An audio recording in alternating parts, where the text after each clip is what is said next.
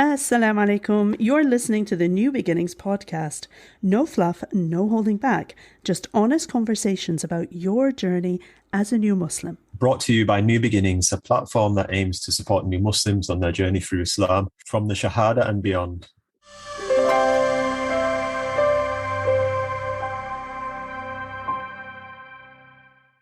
Assalamu alaikum, I'm Bilal, and welcome back to all our listeners. We hope you're well and keeping in the best of faith. Once again, I'm joined by my co-host, Amanda. Assalamu alaikum. Thank you once again for joining us. We've got a really timely topic this episode, don't we? Yes, today's topic is new Muslims, old traditions, and we'll be discussing how to navigate the holidays as a convert to Islam. Obviously, here in the UK, the winter holiday season is upon us, with Christmas and New Year dominating most people's thoughts.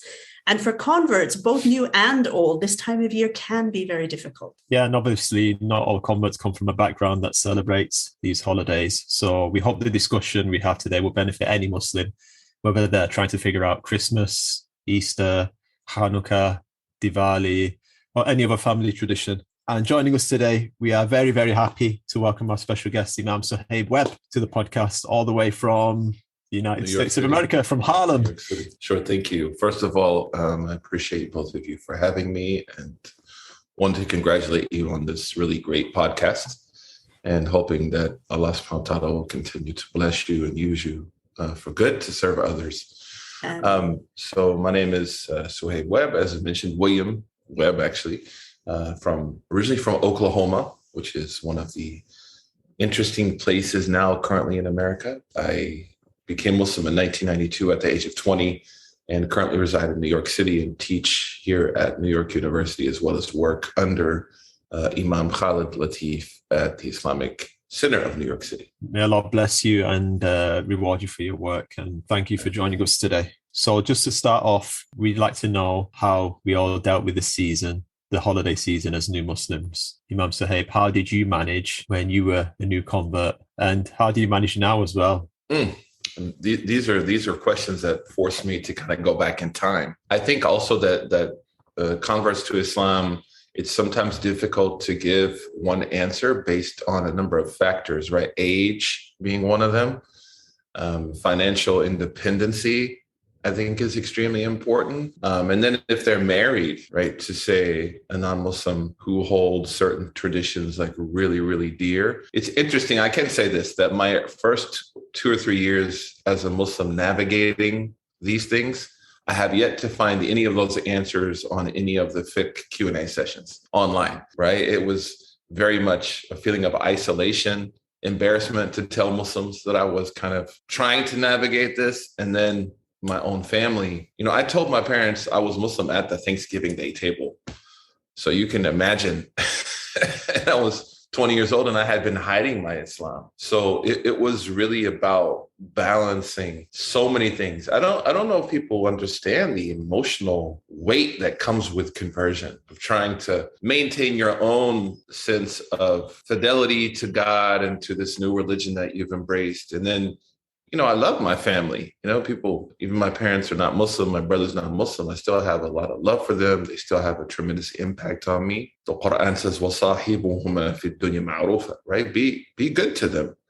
And then you have this new community that has kind of high expectations of you, which is healthy, but can be also unhealthy. So I would say for the first 2 or 3 years, it was private navigation. I wasn't finding answers that were particular enough to help guide me through the innumerable optics, if you will, between family, community, and my own self.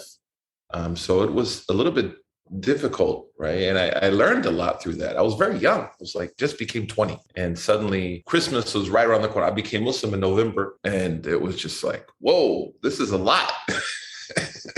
This is a lot to deal with. Yeah, I think I had similar experiences as well. I became Muslim at a similar age, and it is very difficult emotionally, and there's not a lot of guidance to help you navigate through it all. So how did your family react when you told them that you become Muslim on Thanksgiving, and how was Christmas? I think, also my parents, their age group here in the United States was kind of the first age group to begin to secularize. So Thanksgiving, of course, me telling them that I was Muslim. I remember my mother turned to me and she's like, how could you do this to Jesus? And then I remember going in the other room and just like, I was shaking. I was terrified, right? And then for a while, I was like praying outside. I would have to sneak.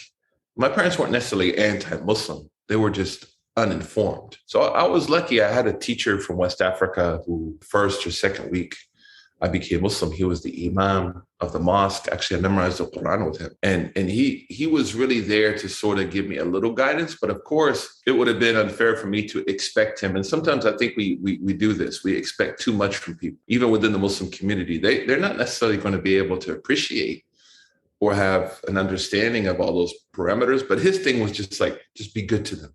Right? Just be good to them. Pray, be good to them. It was very Mecca oriented, right? Just pray, be a good person. And then, when Christmas came around, I actually told my mother, I can't really participate in this in the sense of the religious component. And then she was like, she became the faqih, which was interesting, right? She became the legal scholar. She was like, well, what about just gifts and no religion? What about like food and no religion? And what about this and no? So she became like the mufti. So I had to kind of negotiate things in ways that weren't necessarily, I wasn't finding those kind of answers anywhere else. So what's your relationship like now with your family who aren't Muslims? So, one of the things I did is I tried to get them involved in our holidays, especially when, one thing that helps with parents, usually with a convert, is when you start bringing babies into the world by the grace of Allah. They love grandkids, man. So my children, they were really fascinated with my children. And then the innocence of children. I remember one time my oldest daughter, she came to me and she was like, Grandma doesn't pray. She didn't know that there were like non-Muslims in the world, because she'd just been in my house. So what really helped me was, succeeding sort of professionally to ease their fears. And then babies, man. And then we would engage them in our holidays. So when I actually served in a community in Boston, we would actually do special events for families of converts so that they could bring them in. So like replacing certain things and then navigating those holidays and just having more mature conversations as to like why we don't necessarily celebrate these things. But this is a process of becoming instead of just one event. And that would be my advice to people. The damage I did in my first year of just being like, no, took like 5 years to fix. Took like those 30-second conversations that I had with them took like 5 years to repair. That's why I say be very careful in engaging like non-Muslim family members on these issues. You've got to see it as a process. You're enlightening them. And they don't see what you and I see. Allah hasn't opened their eyes to see certain things. So we have to be patient. There is a question that I'd like to touch on, which I get asked a lot by the sisters in my community, the convert sisters in my community, because they will have this sort of trepidation. They have this sense of filial loyalty to their families. They don't want to alienate their families, which is, of course, a good quality to have. But then they'll have some well-meaning individuals telling them, well, why can't you celebrate Christmas? Don't Muslims believe in Jesus? Isn't he one of our prophets? So why can't we just celebrate Christmas just to keep ties? What would you say to people who are thinking that, well, we can still celebrate Christmas with our families? Yeah, because that's not the only way we keep ties. Like if that was the only singular way that I maintain my family relationship, that would be very unhealthy to a certain degree. It'd be kind of like a Tyler Perry movie. So, I would kind of push back and say, I really appreciate that. That's a very well thought out idea, but there's other ways we keep ties. And that kind of goes back to what my teacher told me, like try to amplify the real, like the day-to-day thing. So like when my mother was alive, I would call my mother every day, right? I call my mother every day, just check in. Try to amplify that good.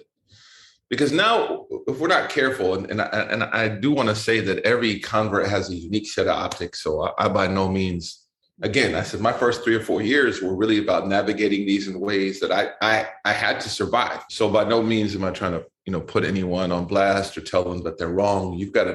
Converts all know we have to do what we have to do. Because in reality, we don't have a community that's going to support us financially. We don't have a community, nor should we expect it. We don't have a community that's going to support us emotionally, more importantly, or give us any kind of social buffering. So to be a convert sometimes is to be very lonely and to struggle with these, like an acute sense of isolation. So I would respond and say, well, my relationship with my family is beyond just one holiday, right? That's very important. I keep my ties every day as a Muslim, and then I try to amplify the more positive components. And then the third is the Prophet said, Eiduna Eidan, right? We have two Eids as Muslims. And this is a statement of Sayyidina Nabi sallallahu alaihi wasallam.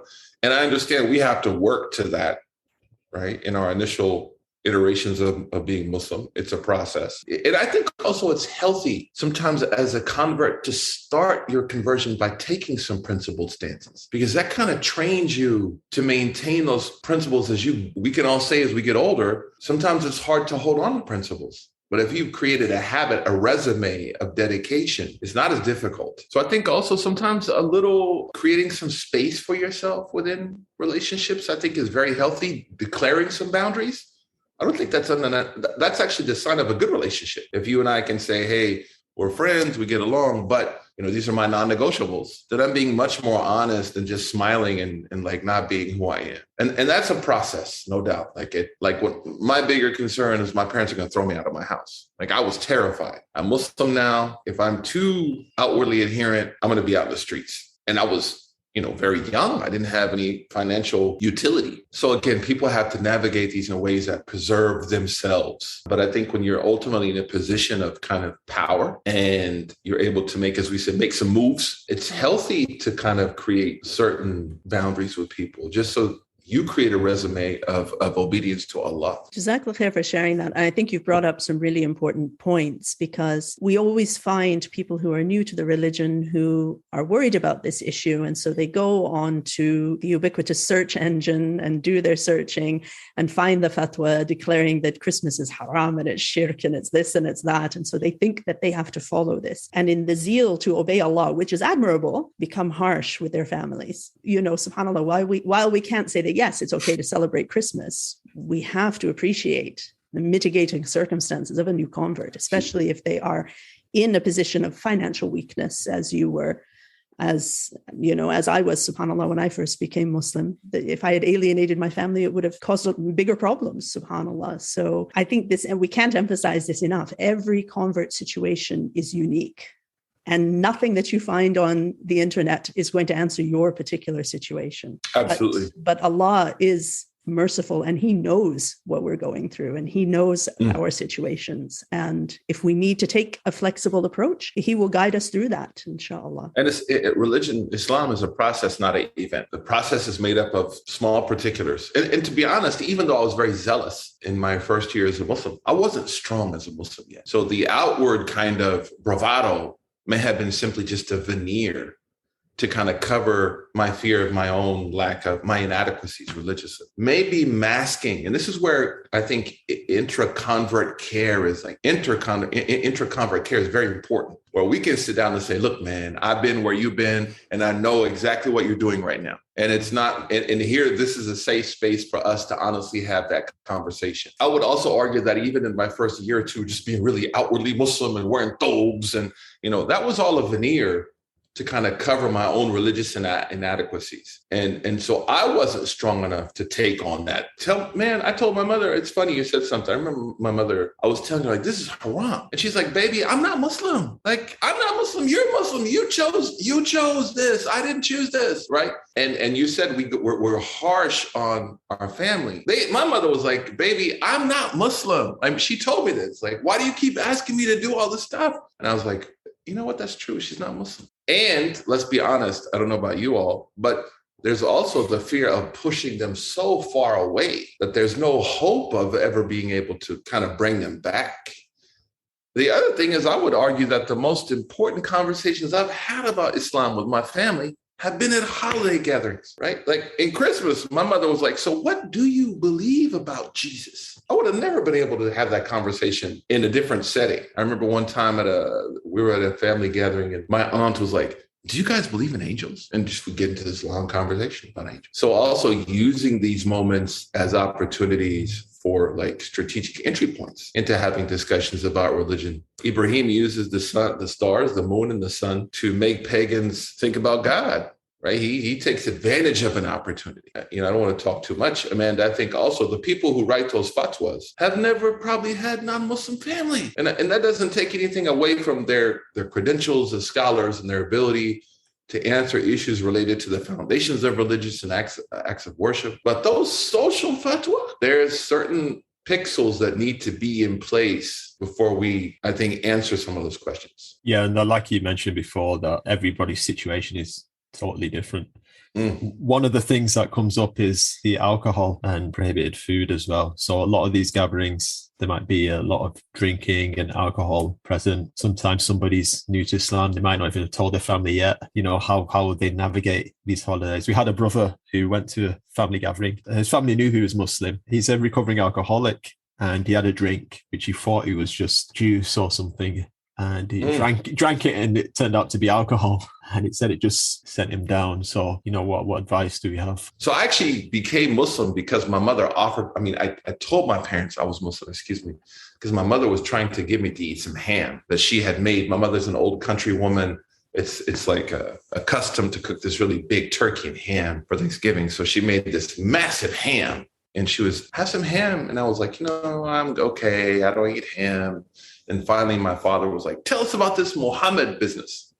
And I was like, actually, I am Muslim. So I informed them over the ham, basically. I think initially it's about just survival. Like, I didn't really bring a lot of halal and haram into relationships. I did very early on share with them at that time.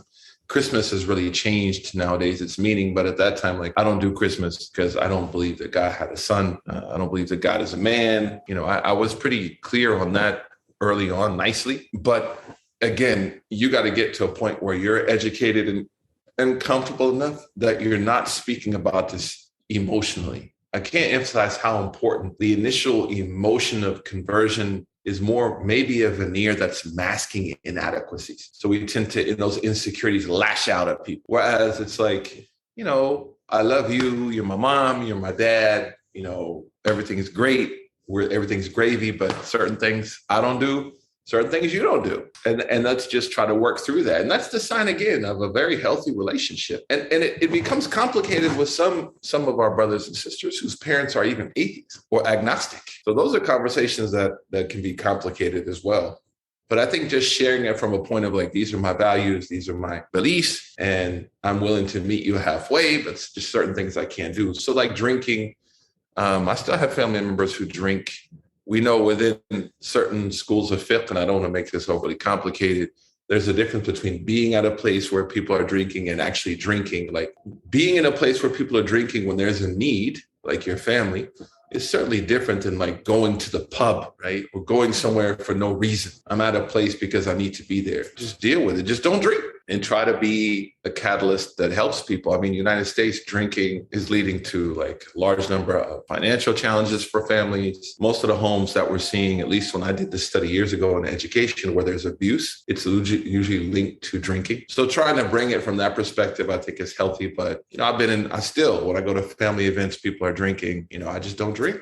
And I take that fatwa that there's a difference between me actually drinking and being in a place where people are serving alcohol. I think this is another one of these areas where each person has to find their own boundaries and their own level of comfort. What people talk about, the one who sits at the table where there's alcohol served doesn't believe. It doesn't mean they're kafirs. Doesn't mean they're disbelievers, right? It just means the iman may not be complete or completely strong. But we're there for a purpose. We're not just there socially to drink or to be around it. We wish inside our heart, right, that we weren't in this situation. But this is our family, and family is important, right? And cutting family ties is a major sin as well. So balancing a lot of those optics. Now, if someone has a history of alcoholism or addiction, maybe the fatwa is a little different, because that could trigger a return to behavior that's extremely corrosive and destructive. Well, that's very true. We've been talking so far about the situation with families, but the issue of, particularly Christmas, isn't just with families. It can extend to our workplaces as well. And we'll have a lot of, we do see, and I'm sure Sheikh Bilal sees this as well, and I'm sure yourself as well, Sheikh Suhaib, you've seen where you have a new convert and they haven't, quote, come out, end quote, yet in their place of work. They're still sort of working up the courage to say that, hey, I'm Muslim, so I need a place to pray, and all of these things that they're going to have to start asking for. And next thing you know, the office Christmas party rolls around. And the need to fit in your place of work can be huge. And I think, not to sound sexist, but I think perhaps brothers will feel this more keenly. Sisters, if a sister decides to start wearing hijab, she automatically labels herself, and it's quite evident that she won't be dealing with a Christmas party. But for brothers, it's a different situation. And especially if they're in sort of a high pressure career where fitting in and having the connections and everything is so important. What advice would you give to people in this situation where they feel like if they don't attend that Christmas party, it may impact their actual career trajectory? Well, I think one thing it's really important to note is anybody answering questions online is not going to give you a job. And I know that sounds maybe even callous, and maybe someone would respond and say, yeah, Allah subhanahu wa ta'ala is the one who's going to give job. Of course, Allah subhanahu wa ta'ala is the only provider. Allah commands us to work hard, to be intelligent, to think. But when I see people screaming online about, this is haram, you can't do it. Okay, well then give people an outlet. The Nation of Islam here in the United States, of course, which we don't agree with, so many creedal issues and other things. But one of the things that under Malcolm they did was you would get a job. Like you would have employment. So when I see people telling these, people like, don't do this, don't do this, don't do this, which is on the books is correct, right? Book fatwa, 100%. MashaAllah, brother. As you were talking, and it's interesting when I have these conversations, I start to think about how many things Islam impacted in my life as just a new Muslim. Social issues, economic issues, family issues, and then me as a person. Because one of the things that's not talked about is the loneliness that you experience as a new Muslim is acute. And it may sound weird, but those friendships that we have with non-Muslims may, in fact, help us with our Islam early on as we enter into like a new world, a new community. So there also may just be like some psychological and emotional needs there that have to be looked after.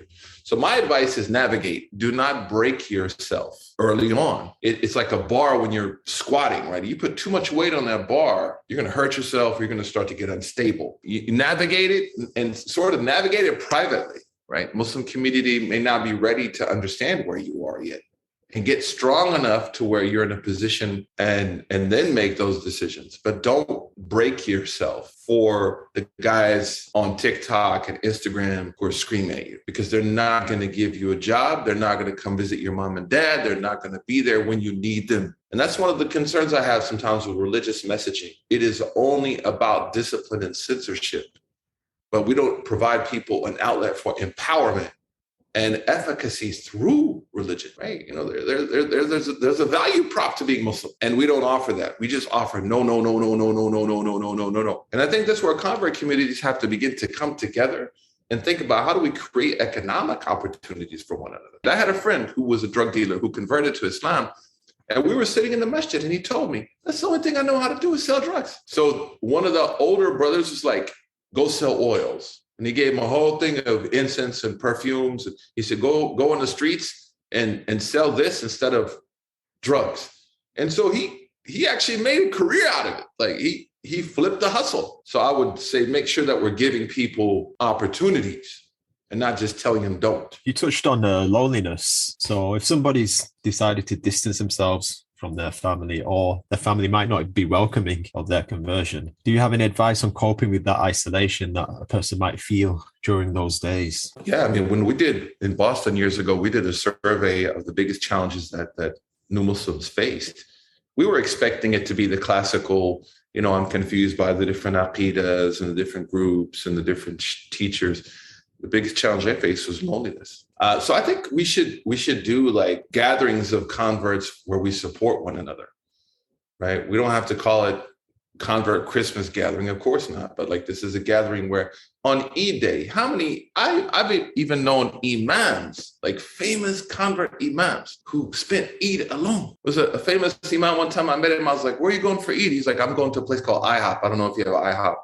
In the UK, it's like a pancake house, like a place where they serve breakfast, right? And I was like, no, man, come with us. And then I've seen, like, again in Boston, there was a family there, the Hussein family, who would invite converts to their mansion on Eid. And they would have like nice food and serving people. And they were like, any convert in the community is welcome. And so just that support. So we have to think about, as converts, appreciating each other. Sometimes we don't appreciate each other. That Allah has guided us from the liquor store to the dhikr store, right? I think is what they say. Conversion needs support. It needs emotional, psychological support, because can't say this enough. That initial bravado and veneer that comes with conversion begins to fade away. And as it fades away, we realize, we're actually vulnerable to certain things. And I haven't seen this yet, a real, what I think Usama Cannon, rahimahullah, called like the continuum of convert care. Amongst converts, where we love each other, we support each other, we are dedicated to each other, because we know what it meant to come from all that stuff. So I would suggest, Sheikh Bilal, like on those days and even on Eid days, making sure that we're deliberate in doing work that's specifically for converts. And I know that becomes difficult because you always find the bored Muslim that's like, I'm like a convert. No, you're not. You're not a convert, man. And I say that respectfully. You're someone who's bored Muslim, who has a specific set of ministerial needs. There may be some intersection between you and conversion, but you're not a convert. And being very adamant that this is a convert space, and then supporting one another on these days, I think is crucial, man, because it can be tough. Also, even converts who've lost like family members, right? These times tend to remind them of those family members. A lot comes with that. So I would suggest kind of buffering it with support. Jazakallah khairan. That's something we'll definitely implement at New Beginnings. It's something to be said about loneliness too. Is also, you got to be a little confident as a convert, man. And it's hard. It's so intimidating. I mean, the first few times I went, I think the first year or two, I'd go to the mosque. I was nervous, but never underestimate your ability to project good to others too. Like you, assalamu alaikum, just that assalamu alaikum. Some of the best friends I made, as the Prophet said, nasrul salam, like spread the salam. There's a guy, one time I walked into the mosque, he was sitting there by himself. I was like, assalamu alaikum. He just came from Pakistan, in Oklahoma. And we both were lonely. We were both scared. We were both isolated. So in that moment, we recognized and we became till now, really, really great friends. So also be kind of what you expect, right? Don't underestimate the salam. Don't underestimate being the person that engages. Nobody's just going to suddenly turn around and recognize us and engage us, unfortunately. So I think also a way to address loneliness is to be engaged. Of course, with COVID, it's much more difficult, but pre-COVID, give salam, try to make some friends and build some acquaintances. Jazakallah khair for this advice that you've given us, Sheikh. And I think, talking about loneliness, again, it's all about getting the right balance. We do need to set some boundaries, and we need to adhere to some ethics, as you said, but at the same time, without isolating ourselves, with maintaining the ties where it's good to maintain them and beneficial to maintain them. And it's interesting because obviously as adults, we are capable of doing this, and yes, there will be trial and error, but we need to find our own comfortable fit when dealing with this season or any other holiday season that our families might be participating in. But then later, if inshallah, the new Muslims get married, they have children, there's a whole new situation that they face. How do you navigate with your children who might be wanting to celebrate Christmas? They see their friends celebrating it. It's done in the schools. It's, they've been told that they can be an angel in the Christmas play. How do we deal with this? Yeah, I'm a little old school. So my approach may be a little bit more brash than other people, but I just told them this is a full stop no. And then try to replace that with other things. My children went to Muslim schools purposely. I really, as a convert, I purposely hustled. And I think this is something that we don't talk about with conversion. And you have to be economically independent. Some of the early Muslims would say there's no good in someone who doesn't amass enough wealth for sufficiency and to protect themselves. And one of the things Sayyid ibn Musayyib says in this is, you got to protect your deen. And I immediately, upon conversion, kept hustling, so to speak, in a good way, not in a bad way. And one of the reasons was I'm sending my kids to an Islamic school, and these Islamic schools are not cheap. And I was making dua for my children before they were born. I remember being in Mecca, making tawaf and saying, the dua of Ibrahim, protect my children, protect my family. I'm the only Muslim in my whole family. I don't want to see this just it's gone. We talk about long-lasting plans for generational wealth. Well, Yaqub teaches us generational religion. So one is I put them in schools, and unfortunately, because my kids were mixed, they ran into some of the racial challenges that you find in Islamic schools. So I actually had conversations about race with my children in a Muslim country before I had a conversation about Christmas. I mean, imagine that, navigating race at like 6 or 7. They just understood, like, we don't do this. And try to amplify Eid. I told them, we have a holiday for 29 and 30 days, Ramadan.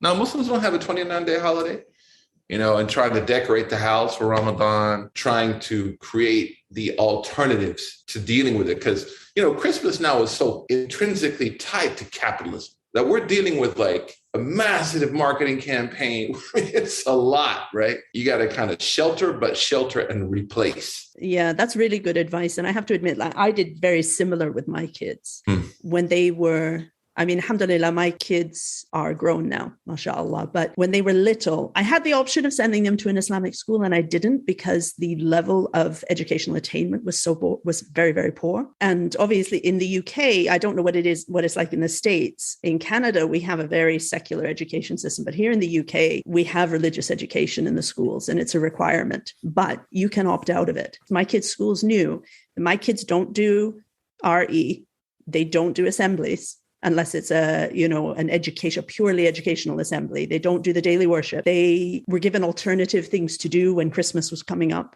They weren't in the Christmas play and all of that. And in all honesty, my children never once said to me, Mama, why don't we do Christmas? They just knew inherently that, they're Muslim. And alhamdulillah, there were other Muslims in the school that were doing the same. And they knew that this was their community. These were their people. These were their beliefs. And they weren't fussed about Christmas. And I think, too, living in the UK, they saw a lot of the negative part of Christmas, the problems that happened around Christmas with the intoxication, with the family problems that get aired at this time of year. And they did see that as well. So they got it quite quickly. And I think we sort of underestimate our children. Mm-hmm. And we underestimate what they are willing to accept and how, they're born on fitrah. They're born with this purity. They know Allah. They know that there's a God. And all we have to do is guide them in the right direction. SubhanAllah. And I know I've been criticized for this. I've been criticized for like, oh, why don't you let your children do this? Oh, you're excluding them from activities. And I was like, well, okay, maybe nowadays this would come across as harsh. But, at the time, I thought this is the best way that I have, because I can't afford a decent Islamic education for them. This is the best way that I have to sort of guide them in the right direction from this. And alhamdulillah, it served them well. I mean, they're, alhamdulillah, mashallah, growing, and they're practicing Muslims now. So as converts to Islam, right, it's always frightening when we deal with the challenges that we left that our kids are engaging with. Very. It's always freaky, right? Wow, I left that for Allah. Now my children are like, my son contacted me and he was like, can you buy me some Travis Scott shoes? I didn't know who Travis Scott was. And I looked up Travis Scott and I was like, hey, come on now. And then plus the shoes were $5,000. But I said to him like, what exit did you take off the highway of Sirat al-Mustaqim, buddy? And my daughter told me one time, she's like, Dad, I'm not a convert. She told me, I'm not as passionate about you as you are about it. I was born Muslim. But you're crazy. That's all you think about. But those are healthy conversations. And you're able to say, well, these are my concerns. And when I see you doing things that I left, I start to freak out. I don't know how you feel about that. Well, I think especially, like in my family's case, I didn't come from a Christian family. My family were complete agnostics. So, stopping Christmas did not make sense to them because it's got nothing to do with Jesus. For them, it had nothing to do with Jesus. What are you on about? And if I said, so how did you argue? How did you argue that? Sorry. In all honesty, the first Christmas after Shahada, I went over to their house and I participated and I had dinner with them, and I didn't accept gifts and I didn't give gifts, but I was there because it was a family day, and it was like, everybody has this day off. Let's get together. The following years, I think the second year, I was a bit harsh. I didn't go over. I probably went over a couple of days later, if I remember correctly. I had a baby by that time. So, and then alhamdulillah, and I say alhamdulillah, although it was heart-wrenching at the time, my parents moved back to Canada from the UK. So there was physical distance that allowed me to naturally, without any effort, set a boundary around Christmas. But the first year I just participated. And by the time the second year came around, I had my own family. So alhamdulillah, it was, it wasn't difficult to set the boundaries, but I think I did hurt my parents in setting the boundaries the second year. And I have worked to undo that since then. And it is hard. Sheikh Bilal, what'd you do? I was, quite harsh, to be honest with you. To be honest with you, I was when I converted, I was doing my own thing. I was off the rails, and I'd stopped celebrating Christmas really before I even converted. And then I went abroad to study for a long time, so I didn't have much connect with that. But I have attended Christmas gatherings where my mother-in-law's made a halal turkey and we sat around, or exchange gifts or whatever. Yeah, it is difficult, and it is specific to everyone's own situation. One of the things that's interesting, you mentioned going overseas. I don't know how long you spent overseas. I think I spent almost 10 years, right? Almost 8 to 10 years basically overseas. And actually one thing I realized when I came back is how much I love my family and how much I missed them, because we're at an age now where when I came back, my parents were old. Like when I left, my parents were not old yet, in the sense that they still, were dating each other. And when I came back from Muslim, they were weak. You know what I mean? They were feeble. And then that's something that hit me as someone who embraced al-Islam. Like the hadith of Jibril says to Sayyidina Muhammad, like, love who you want, because one day you're going to die, And I was just like, man, I really love my parents, man. Even though there was challenges, especially with me and my father. Like I had one of those dads that's there, but not there. I don't know if that makes sense. Like he's in the room, but he's just not there. And coming back from studying and seeing like them as feeble really impacted me in the sense of like, I have to be more deliberately kind and more responsible to how I navigate the relate. And I actually told them, like, I'm really sorry, man, I put you guys through a lot, early on in my acceptance of Islam. But then my mother was like, we're proud of you, like you were young and stupid. She said to me. But she said, ultimately, we're very proud of you and we appreciate what Islam has done for you. But initially, man, yeah. But when I came back, I don't know if you had that experience, saw family members who had physically changed and emotionally changed. That caused me to realize some of these issues that we're talking about, I should have navigated with much more concern, maybe. I agree. I have that feeling as well, that should have been a lot more mature, and wish I had a lot more wisdom to actually navigate these matters. And following on from this, there are some of us who have come to Islam after having children. So the children are already in the practice of doing these celebrations, Diwali or Hanukkah or Easter, and we want our children to follow our faith naturally as well. So, how do we deal with this particular scenario? Yeah. Well, if they're babies, it's not that difficult, right? When they're tiny, you kind of replace it with, you just got to make sure that you make it really good. So like I tell people, make sure you find the local carnival, Eid carnivals, Mawalid carnivals, replacements, because we're dealing with a capitalist monster, right? In the sense of how much money is put into advertising. Because Christmas is tied to the markets doing well, presidents look good, governments look good. I mean, it's not just Christmas, right? Christmas is like systemic in its impact globally, especially with the pandemic. But when they're grown, that's a whole nother challenge, bro. When they're old enough to make their own decisions. So I kind of, it's like what my mom told me. I'm not Muslim, they're not Muslim. So you've got to think about, especially if they're in their late teens, early 20s, if you take them too fast, it can be actually counterproductive. So you have to be wise. So I sometimes tell people, let them do what they do, but ask them to do with you what you do. So that's sort of a step in the right direction. And then over time, hopefully they will. And let's be honest, man, I don't know about in the UK. Church in America is very performance-based. But when they compare that to the masjid, right, they actually appreciate sometimes the worship. Like I remember first time I went to a mosque, I was like, these people are serious about God. But the social apparatuses, are we thinking about in community, do we actually have like ministry in place to welcome the kids of new Muslims or the non-Muslim family members of Muslim congregants? Have we created a unique sort of focus point to make sure we have people who welcome them, seat them, give them kind of the tea and the samosa, whatever, right? Is that there?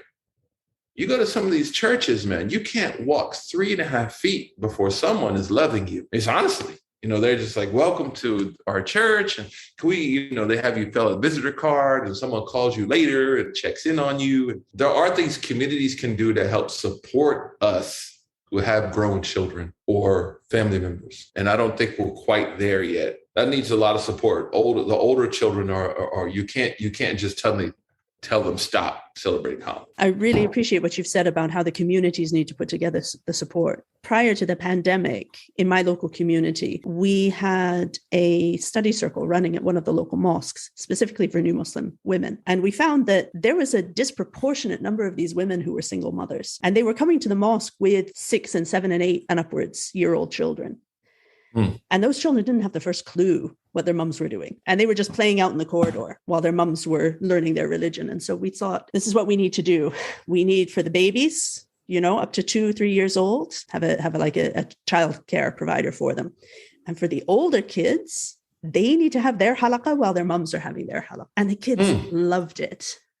Like Absolutely. we got one of the volunteer brothers to come in, and he just basically told them stories of the Prophet, but like totally in a child-friendly way. He told them little things from the seerah, and even like the 14-year-olds loved it, even though he was in there with like 6 and 7-year-olds, because it was pitched at that age. They didn't know anything. Their mums were learning. Their mums really didn't know much either, but they had embraced Islam. But this was a way that we got them to sort of understand, okay, this is what your mothers have come for. And this is what they believe. And alhamdulillah, a lot of those kids now consider themselves Muslim, even though they might not have at the time. One time in Boston, we did Mother's Day. We had 2,000 converts in 3 years. And we thought about not only these 2,000 converts, but then how do we serve them? And one of the things I learned, I had a young 14-year-old girl from Mexico, who embraced Islam. And she, as I was talking to her, I was like, this is a baby. This is a 14-year-old kid. So I said to her, tell me about your life. Why do you want to be Muslim? Blah, blah. I think she had a Muslim boyfriend in high school, whatever. But she became Muslim, and mashallah, she grew. And then right before she was going to take Shahada, and I had to be very careful because this is a minor. And I asked her, like, where are your parents at? So her mom came to the mosque with her when she took Shahada. Her whole family came. And so then they sat down, and my Spanish is like not very good. And we had an ED who spoke Spanish. So I asked the mother, what are your expectations? And she was like, I want to know what you want from my daughter. I was like, I don't want anything. What do you want? She's like, I don't want her to get pregnant. I don't want her to use drugs. I want her to go to college. I was like, I want what you want. And then her mother was like, well, then I have no problem. And at that time, Sheikh Bilal, I had on the Azhar outfit, right? So the mom thought I was a priest. So she embraced Islam. Then her mother said, do you do exorcisms? To me. And I was like, oh God, I'm in trouble. And she said, because there's a devil in my house and the Catholic priest can't get rid of it. So then I went with them to their house. And then she was like, I need you to walk around, do whatever you do, because this thing will not leave our house. So I just threw on the Ayatul Kursi and Surat al-Hashar and the 3 Quls. And as I was reading, her mother goes, and then she said to me, it left. So then I said, do you want to know why it left? And she's like, why? I said, because of the God that your daughter has accepted. And then she said, I believe it. She took Shahada. So that support network that we can bring, because I remember my parents were like, what's the mosque like? Who are the people there? Right? It was very much an imagination for them. And if we're able to fill that with like love, and on Eid, we used to have seating for parents of new Muslims. Family members, we'd have specific places they could come to Eid and be part of the procession and the worship. So that's so important. And it creates a resume of relationships. I think if anybody is listening to this episode who works with a mosque or an Islamic center or something, take these tips on board. We've got time now to plan until the next Eid. We need to do some of these suggestions because we do fall massively short in our support for new Muslims. And not just like you're saying, Sheikh, their families, their friends, in a much more even doing way. Doing like Islam 101 for their families. Like, hey, you're for spouses, right? When people accept Islam in their 40s and 50s, there's a lot of attachments that come with that Islam. A lot more things to negotiate than when we're 20. And so thinking about, could we do programming for their spouse? Say, okay, your significant other has now embraced Islam. Do you have any questions? And then here, let me also help frame expectations. Again, sometimes the online messaging is like, well, you celebrated Christmas, so you're no longer Muslim. I mean, yeah, for someone who is going full throttle or whatever, we're not going to say they're not Muslim, that's issues. But for people who've embraced Islam, there's optics there that are hard to navigate, man. Because it breaks down relationships. And let's be all honest, right? In our early Islam, we're thinking about, how do I bring these people to the right side? And I don't want to do too much damage to where I can't show them the good of the religion anymore. So that's a good point that you make. So I wanted to actually ask you about the legal aspect as well. So we have some festivals that are secular, like Mother's Day you mentioned, and Thanksgiving. Is there any leeway for some celebrations over other celebrations? So many people now, they're saying that Christmas has become totally secular and has lost its religious aspect. Therefore, it shouldn't be a problem for Muslims to engage in that. I'd just like to get your views on that. How do we differentiate between which celebrations are okay for us to attend and which ones aren't, and how much should we engage in those celebrations? Yeah, there's a difference of opinion, of course, we know, but largely we know that the companions of the Prophet, there's a precedent. They continued to observe Itriya or Rajabiyya after the Prophet had passed away. Yeah, it was a holiday where they would gather together in Rajab and slaughter meat, where they would celebrate and slaughter meat. And it was considered like a secular holiday. It wasn't a religious holiday.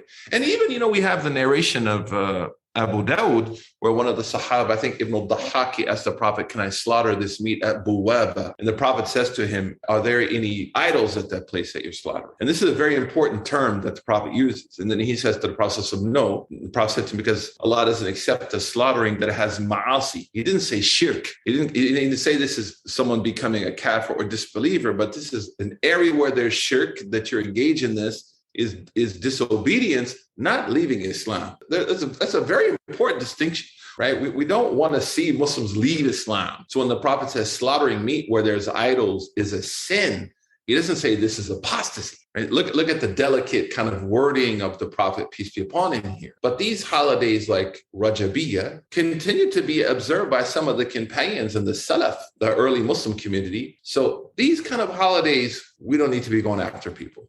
Right? It's their choice. For example, for me, Thanksgiving, although it's secular, its historical connotation is just so bad that I'm not comfortable with it. Ask, Native Americans how they feel about Thanksgiving. They're going to tell you this is like their Nakba, right? Like for the Palestinians, this is like the Nakba. So I think it's a personal decision for people on these issues. If it's not religious in nature, it falls under the general kind of idea of permissibility. And it's not really anyone's business, right? Do you really think we should be making decisions about religion based on people's advice that don't even know us? They don't even know our families, don't know the optics? I don't think that's healthy. So I'd also be careful with who I share what I do with. People who actually know me and understand the situation. I think that's some excellent advice. And I'm really sad to say we have come to the end of our time. It has been such an informative and thought-provoking discussion. Jazakallah khair for coming on and for having this talk with us and for giving us your time. No, absolutely. I wanted to listen to you guys, and you guys just kept putting the microphone in front of me. So it's what we do. Alhamdulillah. But what's beautiful is that we're all three, I believe, converts to Islam. I feel a certain level of comfortability with you. This is our whole sort of MO, basically, is by converts for converts, essentially. So. But I do believe we have to own the convert narrative for each other. Absolutely. Jazakallah khair for that. Thank you so much to all of our listeners. And of course, our guest, Imam Suhaib Webb. May Allah bless you and keep you safe. Barakallahu feekum. That's it for another episode of the New Beginnings podcast. We do hope you enjoyed this episode. Please share on social media and with family and friends. Yes, please do share and subscribe. We're on all major podcast platforms. Inshallah, we'll see you next time. I look forward to it. But for now, thank you for listening. Until next time, Assalamu alaikum wa rahmatullahi wa barakatuhu.